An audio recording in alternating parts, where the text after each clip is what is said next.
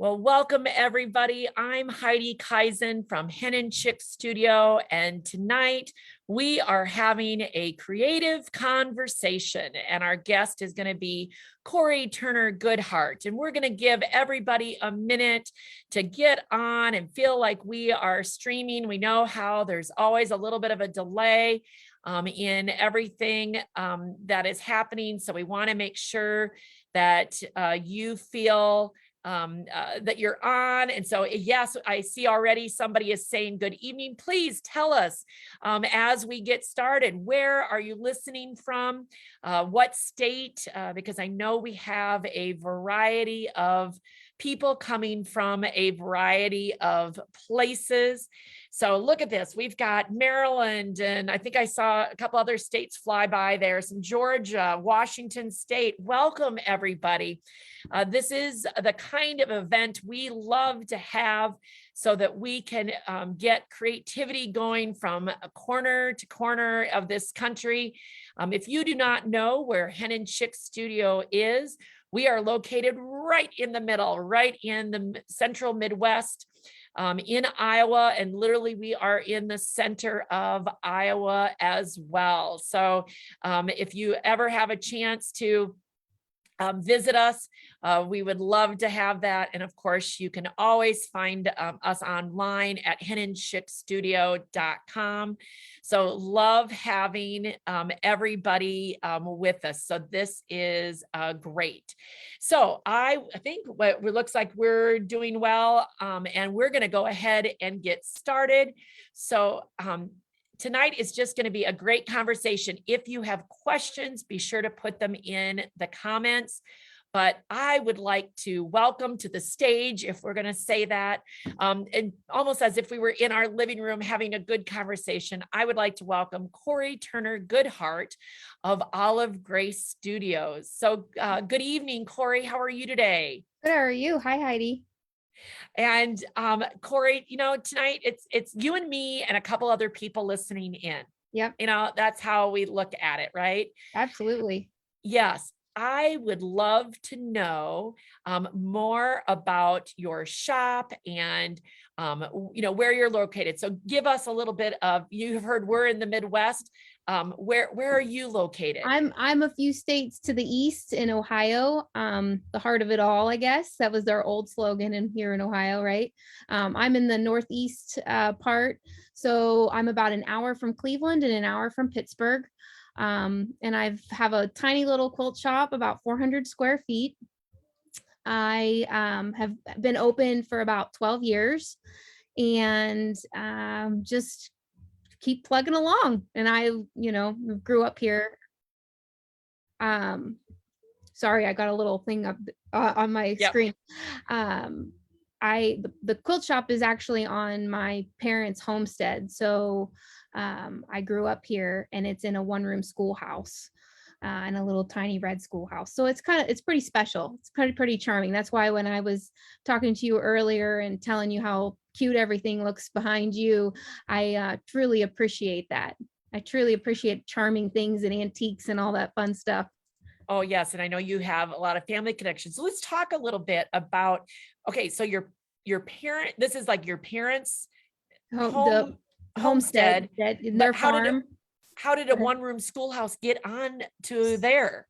In the 1950s, our little township was going to turn this schoolhouse into a garage. And the family who owned it previously than my family decided to buy it and move it here to the property. And there were 3 women left in the family. And the mother wanted to turn the schoolhouse into a McGuffey reader shop. The others, what's a McGuffey reader? They're from Ohio. I'm not real sure, but it was like a quarterly or monthly little reader, like a Reader's Digest. I think it was kind of set for women. And then the other sister was a musician, and she wanted to do music classes here in the shop. And then the other sister wanted to do sewing classes and she was a quilter. So I kind of always say that in some kind of way, I'm making other, little dreams kind of come true. It was serendipitous, that there's lots Yes. of cool things. My brother and dad used to, long time ago, do a batting cage in here when he was growing up. Before that, my mom used to have craft shows out in our barn, and then in here they would serve lunch, and there were ladies that sold pies and all kinds. Since I was a little girl, I've been an entrepreneur. How's that sound?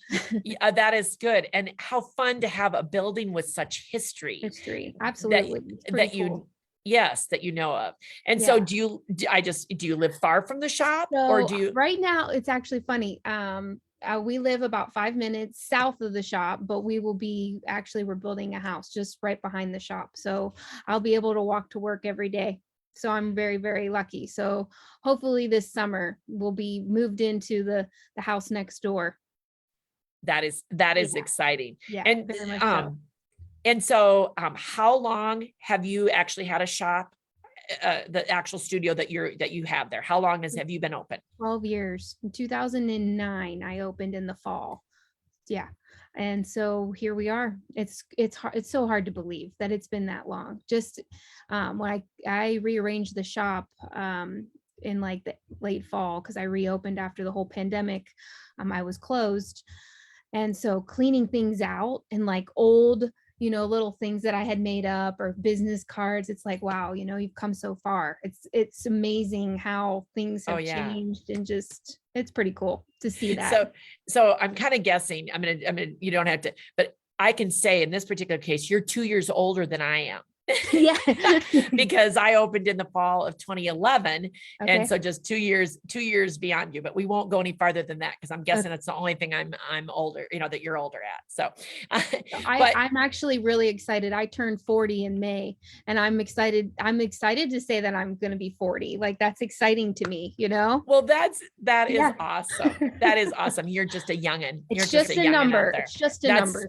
It is just a number. And I think the excitement and the passion that we show for our businesses is so important, for our customers to see how excited we are about what we do. So let's talk a little bit about how you got started quilting. I mean, like, who maybe taught you to quilt, how you got started. So the name of my shop is Olive Grace Studios, and it was my two grandmothers who taught me how to sew. So I was pretty young when I was stitching, and my grandmother, the Olive and Grace, she was my dad's mother, and I used to go to craft shows and do fun things with her, and she loved all of the crafts, and she did crochet and she sewed. And then the Grace part of it is my great grandmother, Janet Grace, who just turned 95 actually, and I've spent a lot of time sewing with her and her teaching me the craft. But I was like about 10 when I made my first quilt.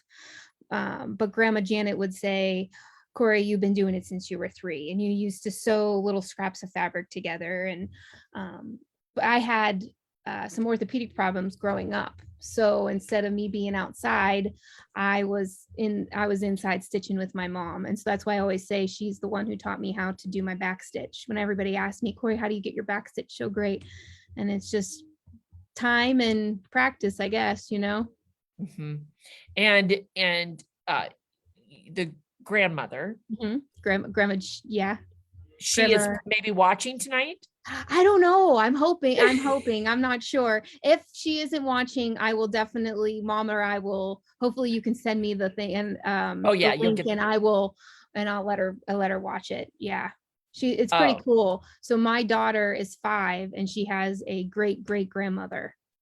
Isn't that pretty cool? That is very exciting. Yeah. That is very exciting, because so often that doesn't happen. So you've got multi-generational. Yeah. So when you think back to learning to stitch and was there a particular project that you remember getting started on that, So my first quilt was hand pieced, and I cut them out all of the squares by by myself with scissors. I remember hand piecing it together. It was a 9 patch, and it was totally out of mom's like calicos, total Mhm. 90s. And then I quilted it with tiny little hearts like in all the center. And I have there were buttons, like the old ivory buttons that, the Mhm. underwear buttons, men's underwear buttons, I put in the Mhm. centers of them. But I've always loved to do samplers, like the ABC samplers.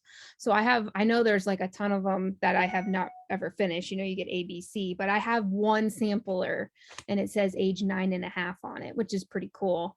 That my mom has hanging in her sewing room. So I think I've always been very interested in doing hand embroidery, and that's truly my passion. Even in college, in part of my portfolio, I had hand stitching in it. It's kind of always just been there. I just have used it different times in my life, and now I do it on a daily basis. Do you think that, could you like say that you have favorite stitches? I always say that I am I'm a simplist, I guess. I love just the basic workhorses, back stitch, chain stitch, and Mhm. the very simple. Just I actually in the last 2 years have taught myself the stem stitch. And my mom was like, "You got to get on that, Kori, because you need to learn. You need to know the stem stitch too." I was like, "Fine." So I've been perfecting my stem stitch, but like I said, I love doing things I don't that I'm good at, that I can feel like that I'm getting things done when and they go together pretty fast. So that's why I think I like those basic stitches. I mean, not that I don't do other stitches. I love Right. fly stitch and I love all of the embellishment stitches, but I think you can do things fast and simple, and it's very gratifying to do those ones. Yes. Um, One time when I was taking an embroidery class from a designer, she liked to describe embroidery stitches as being either hoop stitches or scoop stitches. Have you Okay. ever heard that? No, I haven't. And actually, it's funny. I've always used a hoop. And recently, in I don't know, in the last couple of years, I've been using no hoop. And it really just depends. I think it feels like it's like a mood that I'm in. If I want something like really precise, I tend to go to the hoop. I'm just kind of trying to relax my hands, I just do it. Just Mhm. depends. But no, I've never heard Mhm. that. That's pretty cool. And I Makes loved sense. it. Yeah, it did. It totally made sense. So like, for example, a satin stitch, which I have a feeling you would describe as a more precise stitch, Yeah. that required a hoop. For sure. And and I am kind of anal retentive, and I dislike the satin stitch because I feel like if it doesn't come out perfect, then Mhm. it's all like jaggy on the edges, Mhm. and then you have to hide it with like a back stitch. So very rarely will you see me ever do satin stitch. Isn't that terrible? See, No, so it's not. I know my mom's watching and we're going to be done with this, and she's going to be like, "You need to practice your satin stitch." Mothers never finish helping us learn. I know They that. know best. They do. Yes. Mamas know Yes, best. absolutely. And okay, so let's talk a little bit about your embroidery and how you like to do it. Favorite tools. Favorite If tools. I like a 7 or an 8 embroidery needle. If I'm doing, actually, my favorite pair of scissors are those little $3 pairs of snippets. Do you know what I'm talking about? They have well, like the little, give me 1 second. I'll come right back. okay. All right, you grab it. We got to have visuals. Visuals are always helpful. These are the best. They're $3. You see them? You gotta get Yes. some. Those are my favorite little scissors. Well, I think we're gonna have a new product You're at Hen you're Chicks you're Studio gonna, yes, soon. absolutely. And they come in a bucket, Heidi. You can get All them right. from, okay, Okay. they're All right, my we're taking favorite. notes. You can take them on the airplane. They're so sharp that I've drawn blood. Seriously. They're very, very good. They come in pink, green, and yellow. And Okay. I tend towards to having a pink pair. But they're my favorite. Those are my favorite scissors to do embroidery with. And we know Uh, that scissor fetishes are isn't that the are truth? very strong. And so there's no problem getting another pair of scissors here. I don't have that I issue. I don't think I anybody else agree. will either. I Yes. agree. I Okay, don't, so you've do you got, want 7 or 8, you 7 or said 8 embroidery needle. needles, my little scissors that I love. I personally like a number or a 3-inch hoop because I have small hands and it tends, when I do my embroideries, I can get around the hoop easier. But I know like my mom likes a bigger hoop and she's got some joint issues in her hands. So she likes a 5 hoop. So I tell people you need to just find your favorite hoop with what you can work with. Does that make sense? Yep. Did you say like, is it a It's just one of plastic hoop? the spring loaded. Once again, visuals are always helpful. Like I'm thinking, is it plastic? It's Is it nice wood? being in the shop so I can do that. That's right. Little spring loaded. Oh yeah. Okay. Just those. So this is a 3-inch and then this is a 5-inch. Very good. I know Yep. exactly what you're talking Yep. about. And Those are my just favorite. for so everybody that's listening, I'm assuming that you also, do you have all of this stuff on your website I don't as have well? it all online. I'm terrible at that. I will be the first one to admit I do not have everything online. I'm one person, one human. And so Yep. we're trying to Hey. get there. We're trying to get there. It's one of our goals for 2022 to get more stuff online. How's that sound? But you always have a phone call. So if That's somebody right. needs That's something right. before we get it at Hen Chicks Studio, That's they right. can call you. That's the blessing of having you be a quilt shop. Absolutely. Okay, so you've got a hoop, you've got the scissors, you've got the needles. What are you using for thread? I personally love Cosmo floss. It's 6-stranded floss. It's comparable to DMC. Cosmo is from Japan and it's from the Lucian Corporation. And it's just super fine, super soft. It glides through fabric so well. That's personally what I use and what I love. I also, if I'm doing pearl cotton, I love Sue Spargo's Eleganza from Wonderfill. That's probably one of my favorites, and that's what I sell here in the shop.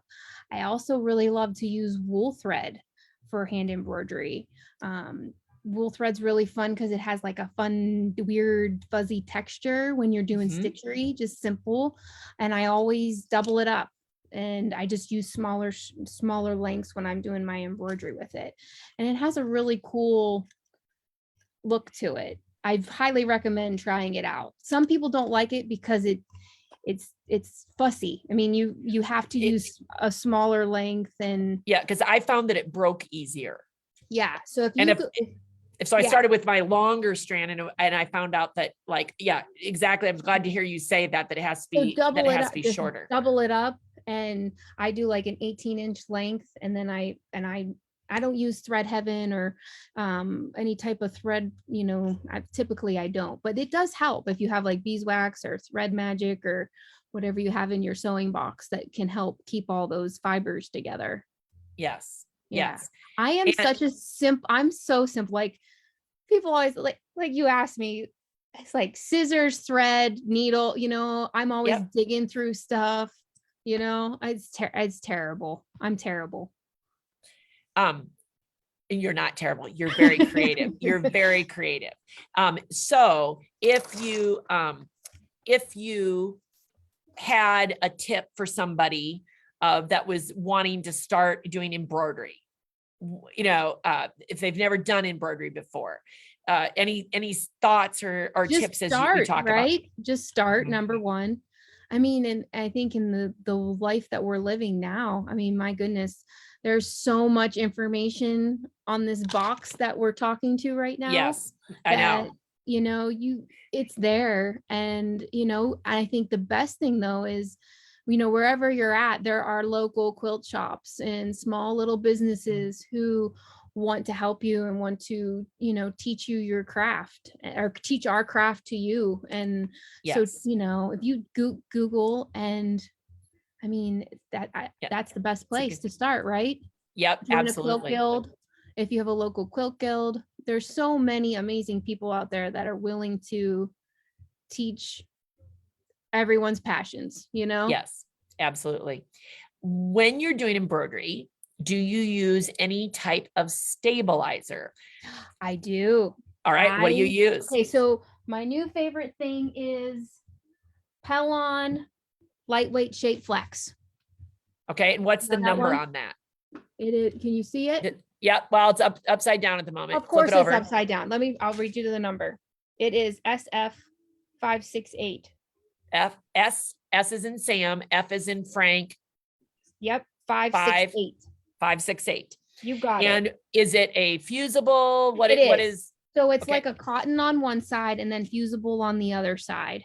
And there's two different weights. I use whichever one, doesn't matter. But I put it on the back of my, especially when I'm using like a cotton that's really, really light, I'll iron that on there. Actually, that's what I've been doing for the last 2 days, is tracing and ironing on shape flex to the backs of all of my embroideries that we're going to start. And it really does help, especially if you're using woven.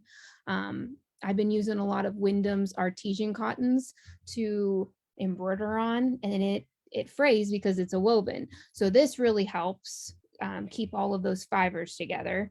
And then the cotton, just regular white on white fabric or whatever I'm going to stitch on, I put that on the back of it. And do you feel like that stabilizer also, I'm gonna say, hides a little bit of the threads on the back? Absolutely. Okay. Absolutely. Have you ever, I got to ask, because one of the tricks that somebody told me once with embroidery, and I've used it several times and have never been disappointed when I do, is use diaper flannel. No. Is it cool? I've never tried it. It's thicker. So the disadvantage is it's thicker, but the advantage is that, like, when I've done a couple pieces that I just want to make into a pillow, it automatically adds like a extra quilted feel. Yes. Yes. Very cool. And then of course, then there's no shadowing of the threads or anything like that. Yeah. So that's my embroidery tip for. Very cool. But yeah, so anyway, so we've got the I'm stabilizer. always up for something different. Yes. And I'm getting a couple of questions. So I just want to make sure that I read it correctly. Yep. Okay. So when you are, all this embroidery that you're doing, I'm assuming that you design your own, because Correct. we have behind me, if somebody can't see here, this beautiful quilt, and this is May 26th. Yeah. And that is not just the date, it is also the name of your pattern. Correct. Plus a couple other pieces. I've got Spike and Curly sitting right here, which is a cute little pillow. Cute. And your Esmeralda bag, which has some embroidery on it. That pattern's pretty cool because it has all of the whole alphabet in it. So you can change that monogram, and a lot of people like the way I write or have my hand lettering. And that's a great pattern to have, because then you could customize projects and patterns, and it has all, like I said, it has the whole alphabet. And I'm not sure I don't remember if I even put the numbers in there, but I know the whole alphabet's in there. Mm-hmm. So tell us a little bit more, how do you design projects? What's your, what's the flavor? What's the style that you love to work with? I pretty much, I'm just, my little girl is definitely at the moment my biggest inspiration. I feel like I've been designing patterns and doing that kind of, anything that I can think of, all about Jaybird, or her name is Jayanne. I design truly from my heart. I know that sounds very cheesy, but I think about people who I love or places that I've been. So like May 26th, for example, that quilt there, I designed for a close friend who shares my birthday with me. And it just felt like her. So that's why I named it May 26th. Not Spike and Curly is another friend of mine who I always used to tell her, the winds are changing, Abby, the winds are changing. And she used to call me Spike because I had really short spiky hair after college, and she had curly hair, and we were two birds in the wind. So that's kind of why Spike and Curly is called that. So it's I truly do things from my heart, if that when I'm designing. As far as I love simple patchwork, hand embroidery, and I love to do hand applique. I'm anal retentive, so I don't like to do needle turn, so I do stitch and flip. And I don't know, I've written 2 books with Martingale, Mhm. So in both of those books, I talk a lot about my stitch and flip technique, and they're in those two books, and I love it because I get the shapes that I want without with perfect and not having to do needle turn, if that makes sense. So I've talked about a lot of things right there. I've talked about hand embroidery, I've talked about applique, and like I said, I love simple patchwork. So because you have your shop right behind you, are Yeah. there any projects you could grab and just pull up to the camera so our So you viewers see can me see hand in them? can you see me? Oh Right yeah, there? we can see you. Absolutely. So this is called Boyd's Barn Swallows, and it's named after my nephew. And so these little birds are hand embroidered, and then I did my stitch and flip technique, and I flipped them inside out. This is a fun little pillow that I did that I just incorporated embroidery, but then I pieced it together to make a cute little oh my gosh, I just lost my Pillow. train of thought. Yeah, thank you. Travel pillowcase. Yep. Let me Yep.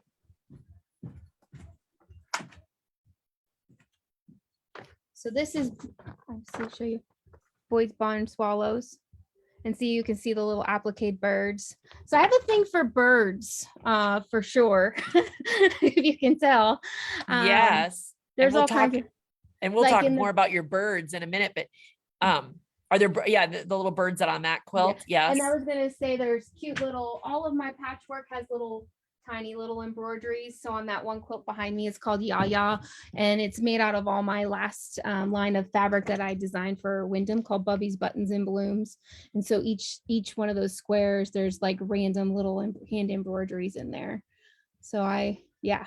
That is very cool. So so obviously, and you do everything from, it sounds like, quilts to bags to pillows. I mean, you don't limit yourself to just things that are put in a frame or Correct. anything like that.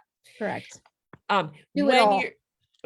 So like in the quilt behind you, and it has embroidery, it has the applique. What is your take on how you finish that quilt? Like, are you quilting through the embroidery, over the embroidery, around the embroidery? What's your... So I have amazing quilters. So typically they quilt on top of it, around it, all through it. How's that sound? One thing that... No rules. And I don't give them rules because I don't want them to feel creatively stifled. I want the best out of them. And I wish I had time to do everything, but I don't. And that's why I have amazing quilters that do their job, Yes. Yeah. When you get an idea or get an embroidery pattern that you are ready to use, how do you typically transfer it onto your fabric?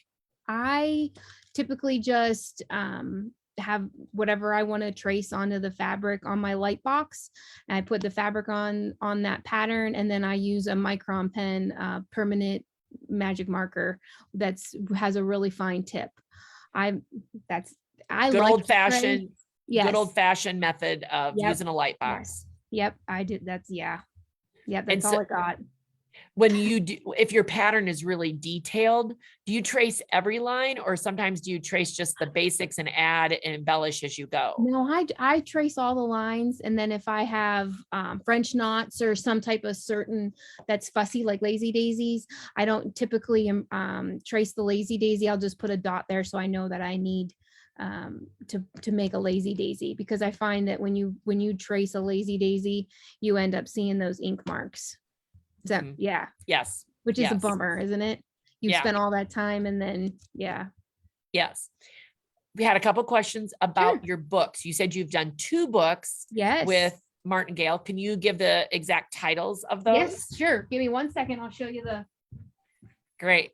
And look, we can all look at her pretty store while she's getting her books. So the first book I wrote with Martingale is called Stitch from the Heart.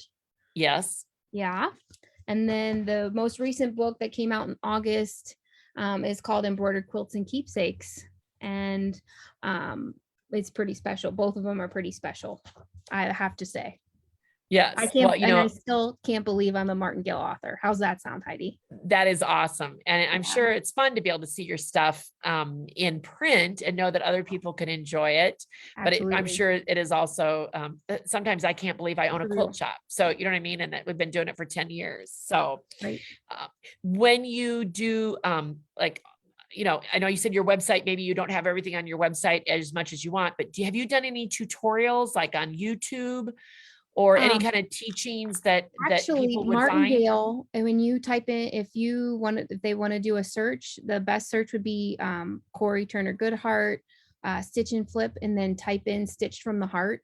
They did an awesome tutorial on my stitch and flip technique at Quilt Wonderful. Market the last time we were all in person, and that's an awesome little tutorial. I don't have that, and they did a little bit about hand embroidery and stitching, so that those two are there on the Martingale website, which I highly recommend going over to their website, and it's Google and it comes right up. Thank goodness for Google, right? Yeah, absolutely. Yeah. And we'll definitely find, we have a web page on our website for you. And See, so we will try to find some of these links as well and make sure that we have them all on our cool. website page for you so that people can reference back to that, because that's where we'll Awesome. put the recording of tonight and everything, so that if people didn't see it live, they can go back and watch it. Cool. So we'll be able to add some of those things in. So you are a pattern designer, you are a book author. Yeah, crazy. Yeah, and of course a shop owner. We should have started with that. You also indicated, and I'm wondering, is one of the fabrics on the back of that travel pillow, or were all those fabrics yours? Yes, except 'Cause it felt like, this sweet little butterfly is not mine, but it is a Wyndham. But yes, this was my first line, debut line with Wyndham, called Bubby's Buttons and Blooms. And so all the quilts here and the fabric that's sitting here is my fabric.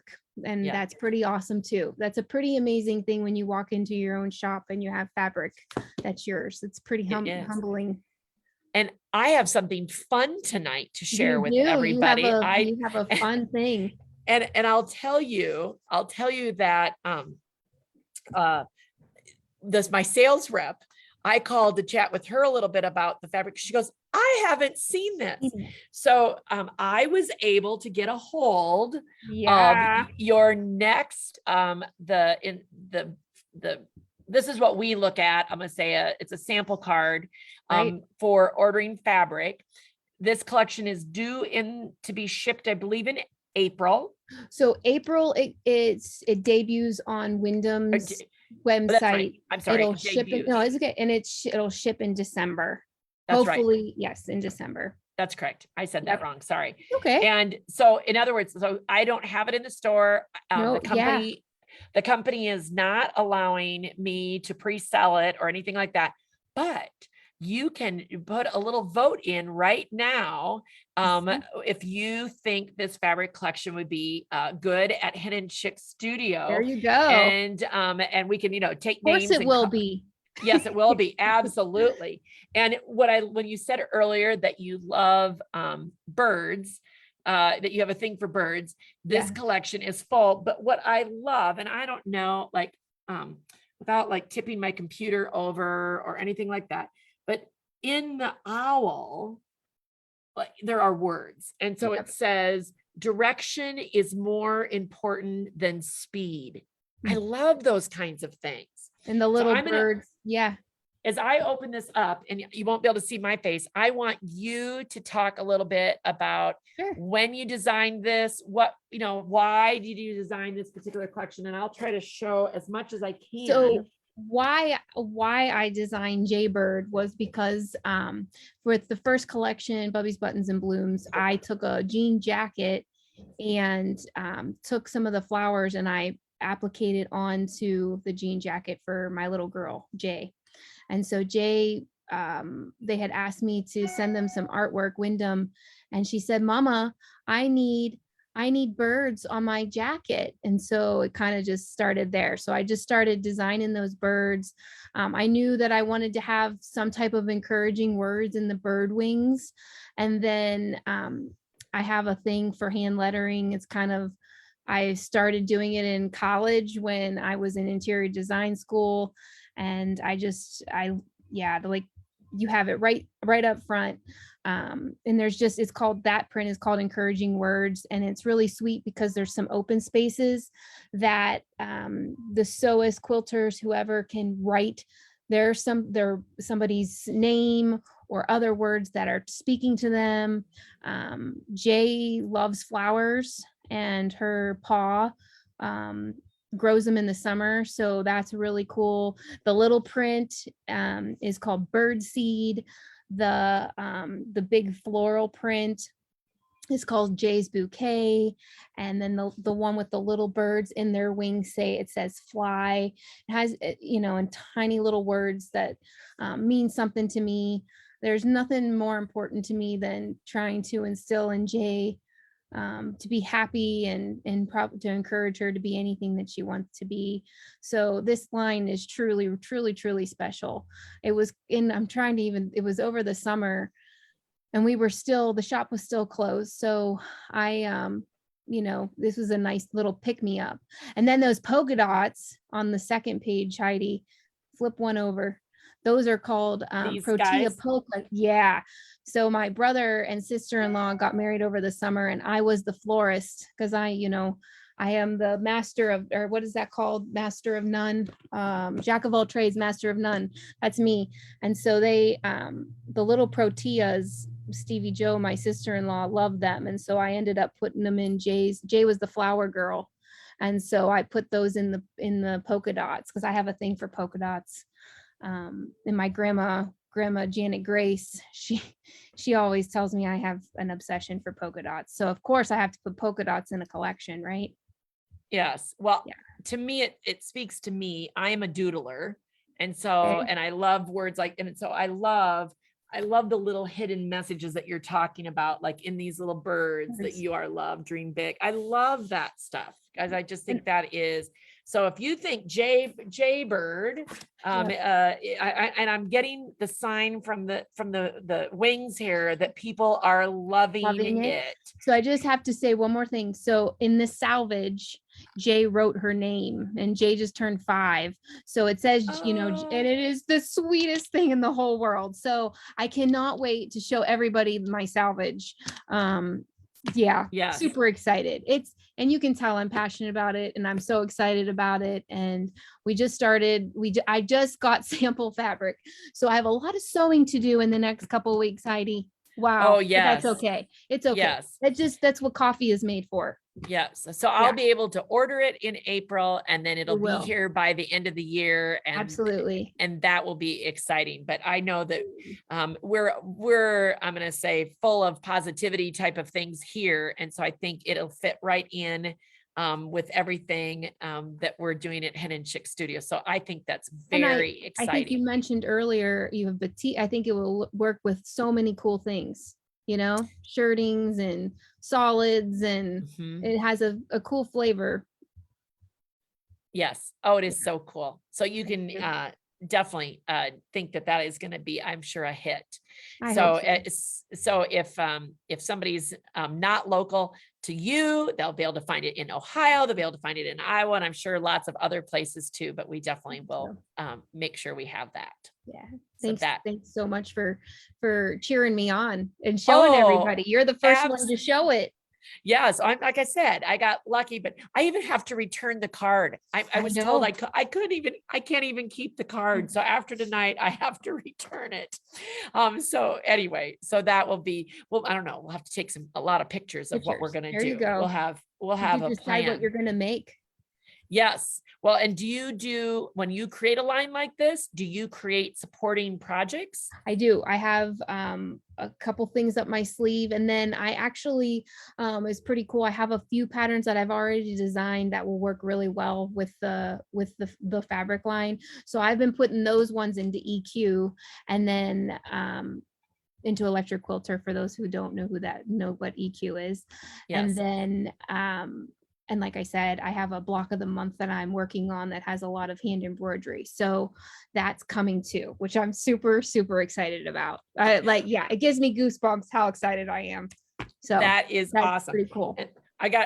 in the process of doing all this, I've Did you dropped my drop something? notes. It's I've dropped my okay. notes. It's So all just hang good. on. Got to get mine. I don't want to Hey. miss any of the good questions that we're getting. I know people are truly enjoying. Good. I love this kind of a format. I mean, this is one thing that COVID has, I'm going to say, brought out as pushing all of us to use social media in a different way. And I think that part is exciting. I did see a question pop up as I was glancing over. Tell everybody again where your shop is located. Okay, so I'm in Northeast Ohio in a little town called Fowler. I am about an hour from Pittsburgh and an hour from Cleveland. Um, Yep. It's in a rural area. The closest city to me would be Youngstown, Warren area. But it's really not that far. I mean, it's like 15 minutes to get to Target. How's that sound? I mean, Yeah. if we can you compare landmarks, we're 15 minutes from Target. You're closer than I am. I have to go Okay, well, there 55 you minutes to get to a Target. So you're not very rural. So you get it though, because I'm Oh, surrounded by cornfields, and you're Yep. in more corn country than I We am. are. So Absolutely. yeah.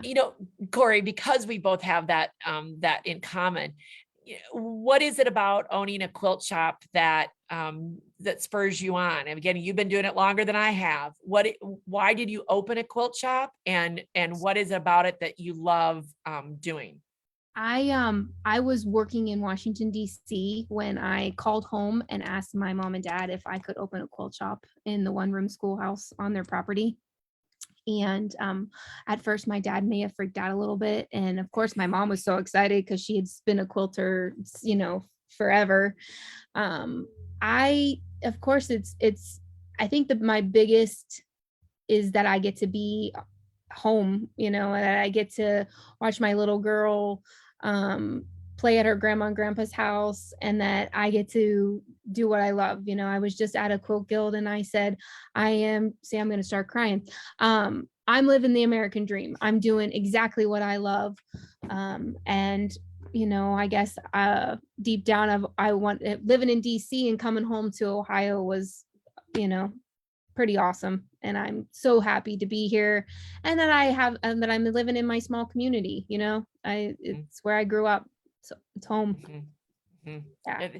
Yeah. I think you and I could probably be soul sisters for what we're doing and stuff. And there's a lot of really, I think shop owners, as shop owners, we work hard, but it's so rewarding when we are able to help somebody or to inspire somebody. And at the end of the day, I always say that's what I'm here to do. It's more important than selling fabric. Right. Sure, selling fabric gets me, keeps me open, the doors open and stuff. Right. But there's so many more reasons for doing this. I say my shop is, it's 400 square feet. It's very small. She's small but mighty.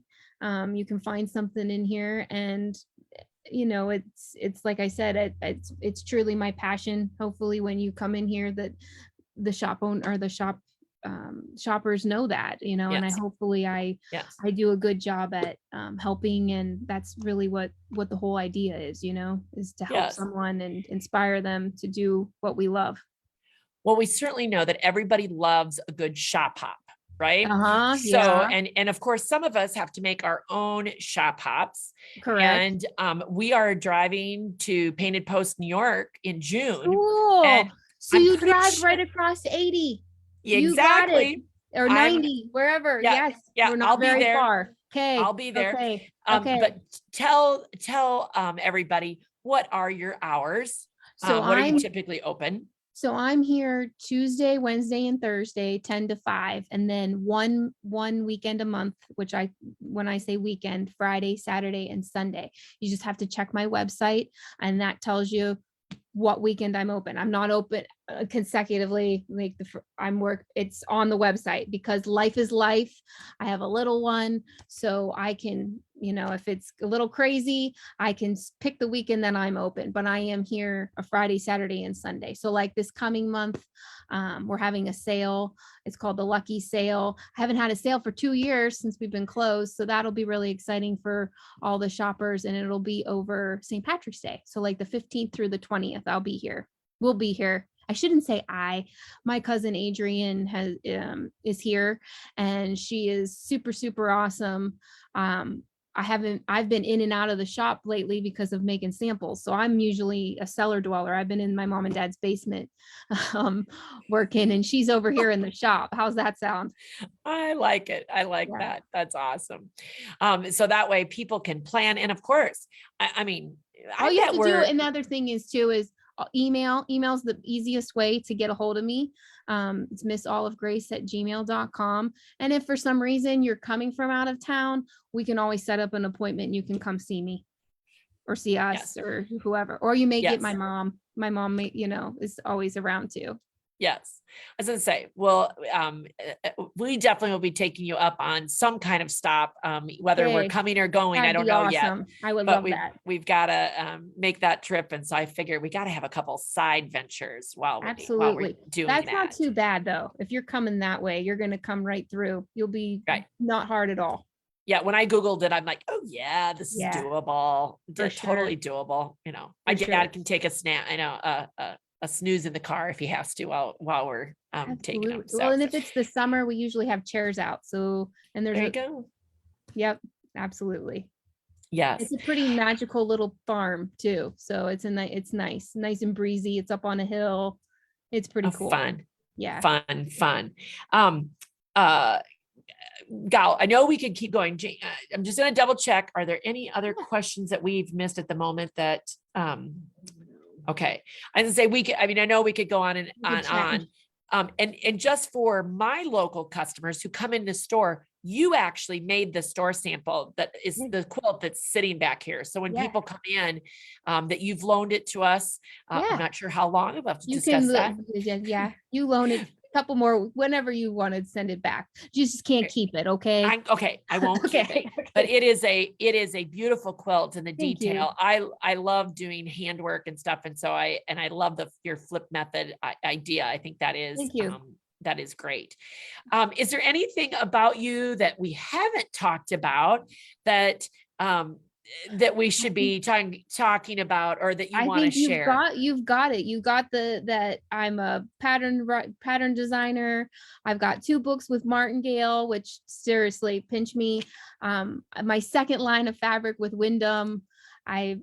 Wow. So I think you've hit all the bullet little points. Boxes. Yeah, yes. we have. And I'm just super thank you for introducing me to your audience, Heidi. I appreciate that. I really do. Well, we know quilters love other quilt shops and other quilters, and I want to embrace that because I just think that it's a happier world, a better world, a more creative world, if we can include all of that. Absolutely. So hopefully we'll see each other this summer, but if not, hopefully at some point we'll get to go back to Quilt Market. I know. Right? I know. Absolutely. That is the case. So I think that we're going to wrap it up this evening, and it will be wonderful. We're so glad to have had all of our wonderful audience watching. I know it looks like there's some of your fans, and some of you have new fans now. And I should, before we do that, I should say, and let me see if I can get my screen back up here. This is where, technology, I got to remember to do what I'm supposed to do here. And one moment here, let me do this and this. So one of the reasons I got hooked up with Kori this year is that she is one of our featured designers in our Feathered Friends program. And she is Miss February. So that's why we've got, so you can see a little sliver of her project in the picture and stuff, but you can, our Feathered Friends is a monthly subscription program. You can be a chick, a hen, or a rooster, because of course, that's just the fun way we do things around here. And it's not too late to join in and start either in February or in with March. And so if you have any questions about that, you can learn more at our. And that's a really fun project that you picked for your. It It is. is a cool project. And I have to tell you, they're actually the cutting table, which is on the other side of my computer here, is got a stack of gray fabrics that one of our hens, she happens to be a hen, called today and wants to make the project, the banner from our subscription program. And the only way to get the pattern is through the subscription program, Right. but with a more gray background. Cool. So we had fun pulling out some grays, and I've got to still pull out some different colors for her to talk with her tomorrow about, but we're so glad to help people however we can find fabrics and you know, be inspired however that might be. So anyway, well, Kori, thank you so much. Thank you. And by all means, we hope everybody visits both Olive Grace Studios and Hen Chicks Studio. And we will definitely be seeing you, I'm sure, in the future. Yeah, absolutely. Thank you so much, Heidi. Very good. Good night. Good night. Have a good one. Bye.